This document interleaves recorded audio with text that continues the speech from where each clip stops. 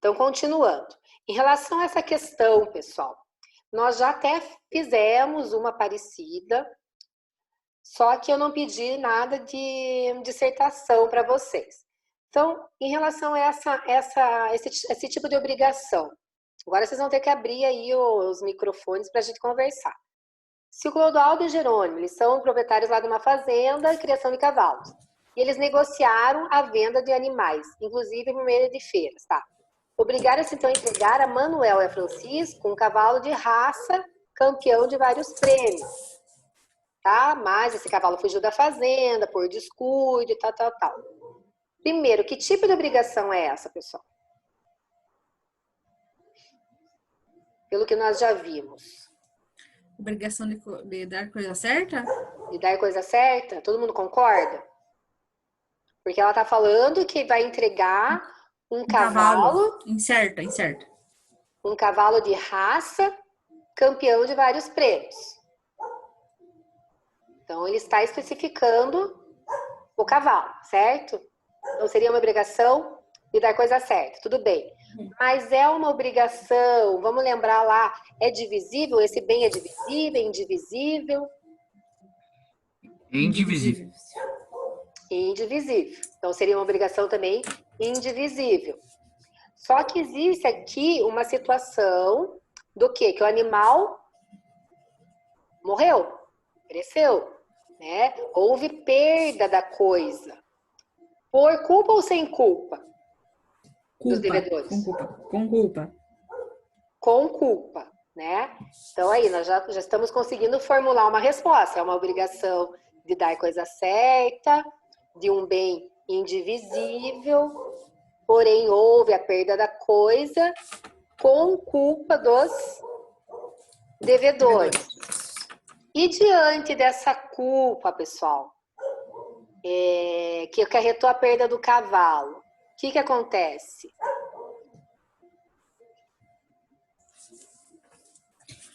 Qual a obrigação? É o artigo 234, professora, na segunda parte dele? Quem que está falando comigo aqui? É a Clis. Cris, vamos ver o 234. Se no caso do artigo antecedente a coisa se perder sem culpa do devedor, antes da tradição ou pendente a condição suspensiva, fica resolvida a obrigação para ambas as partes. Se a perda resultar de culpa do devedor, responderá esse pelo equivalente a e mais perdas e danos. Então, aqui, como teve culpa, eu posso usar, assim, a segunda parte do 234 para fundamentar e falar que ele, com a culpa, para responder, então, pelo equivalente, pelo valor, mais perdas e danos. E danos. Isso. Deixa eu só achar mais um artigo aqui.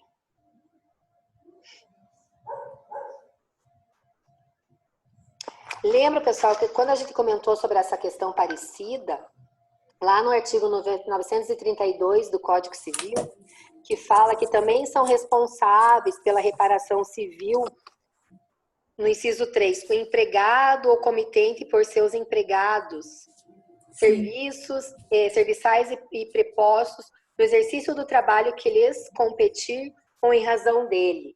Então, eu também poderia usar esse artigo 932, porque, na verdade, quem que deixou a porteira aberta foi o funcionário, né? Mas eu, como empregador, eu tomo para mim a responsabilidade. Alguém está falando que... Isso, responsabilidade objetiva. A Bruna está falando. Então, ó, olha quanta coisa eu consigo tirar desse caso. O que mais que a gente pode tirar daqui? Alguém quer falar mais alguma coisa? Então, eu tenho que a obrigação de dar a coisa certa, eu tenho que uma obrigação indivisível, houve a perda da coisa em decorrência da culpa dos devedores. Posso utilizar o 234, então, no Código Civil, onde ele fala que existe a obrigação de reparar, né, das perdas e danos. Posso utilizar o 932, então, porque os empregadores são responsabilizados pela negligência, pela culpa do funcionário.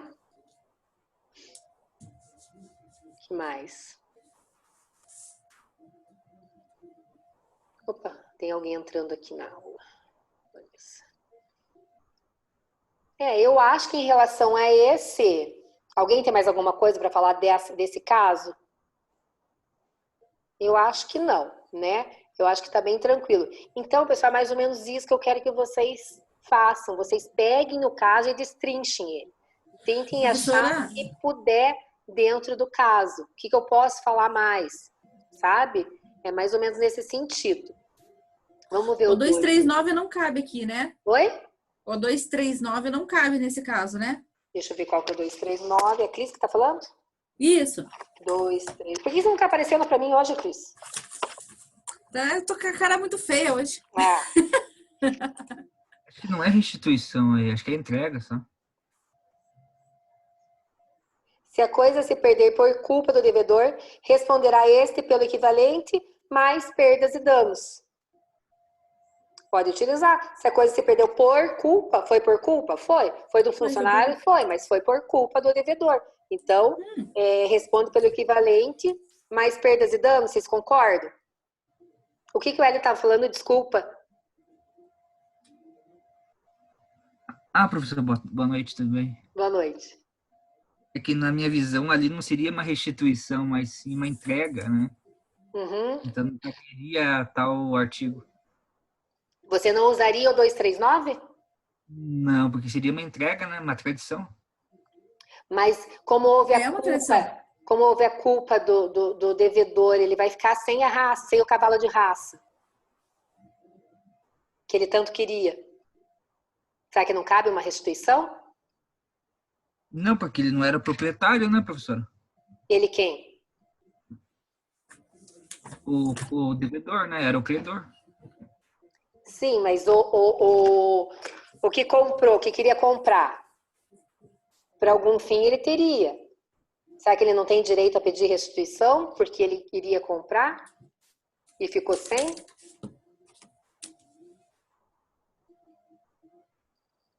Você pode fundamentar do jeito que você quiser, Wellington, né? A gente só está fazendo um debate mesmo para ver as opções. Deixa eu ver que tem alguém falando aqui. Pode entrar com ação de regresso em face do funcionário? Não dá, Bruna, porque daí já vai entrar um pouco do direito do trabalho aqui, né? Direito de regresso do funcionário, quando é relação de trabalho, não dá. Daí sai um pouquinho do nosso tema do direito civil, mas entra o direito do trabalho. Tá? Qual Bruna que me perguntou? Bruna Ramos. Você mesmo que me perguntou, Bruna. Então, ali, pessoal, então, o Hélio tem uma visão e a Clis usou o 239 com a restituição, né? Eu quero que vocês fundamentem isso. A 2 é um pouco diferente. A 2 a gente vai lembrar das fontes, né? Então, as fontes nós vimos lá para trás. Só um pouquinho que está acontecendo aqui. Esse Zoom anda meio louco, gente. Tá. O 2 fala, então, identifica as fontes. Lembra lá que nós falamos das fontes, da lei, dos atos unilaterais, enfim. Então, eu coloquei um exemplo aqui. Obrigação alimentar decorrente de parentesco. Qual seria a fonte? Se eu tiver que pagar alimentos, a obrigação de pagar alimentos para o meu filho. Qual é a fonte disso? De onde que surgiu essa obrigação? De onde nasceu essa obrigação? É um ato ilícito? Não é da lei, professora? Isso mesmo. Então, a fonte aqui seria a própria lei. Muito bem, Ailton. E a obrigação de indenizar uma pessoa que foi atropelada. De onde surgiu essa obrigação? Será que agora é da lei também? Esse seria um ato ilícito. Isso mesmo, o ato ilícito. A fonte seria o ato ilícito. Pagar uma recompensa. Lembram lá o cachorrinho que sumiu e eu coloquei no Facebook que eu vou pagar uma recompensa de R$1.000 para quem achar? Qual seria a Atos fonte? unilaterais? Atos unilaterais, muito bem. E agora eu pagar o café que eu comprei na cantina, no intervalo. É um ato ilícito? É uma lei? Nossa, já está falando que vai acabar 10 minutos. Aqui o que seria? Acho que a fonte mais que nós comentamos assim Contrato? contratos, isso mesmo. É um contrato, né? Eu pagar o café, comprei pão, tudo é um contrato. Então a fonte seria o contrato. E pagar uma nota promissória?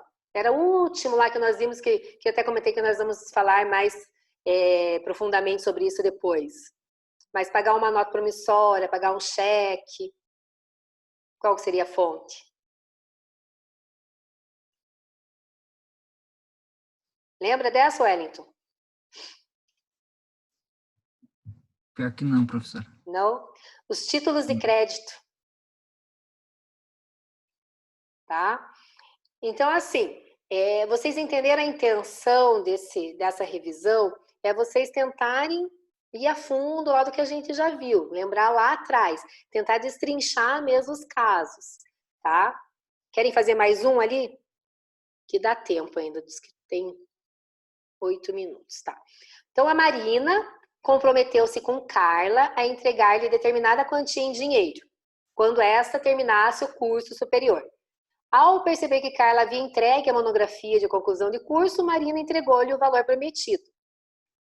Um mês depois, ela descobriu que Carla ainda não havia terminado o curso. Com base nessa situação hipotética, Marina poderia pedir a restituição do valor? Justifique sua resposta. Então, aqui, que tipo de obrigação é? Entregar coisa certa, de dar, de entregar coisa incerta, de fazer, o que é? Obrigação de fazer? De fazer? Não, professor, de dar. De dar, Não, né? uhum, Porque ela vai mesmo. dar um valor em dinheiro. Né? Certo. Então, não vai fazer, ela vai entregar realmente algo. Então, é uma obrigação de dar. Mas lembram lá que nós conversamos também sobre algumas obrigações condicionais? Aqui, nesse caso, não existe uma condição, ela só vai fazer realmente, só vai cumprir a obrigação se o quê?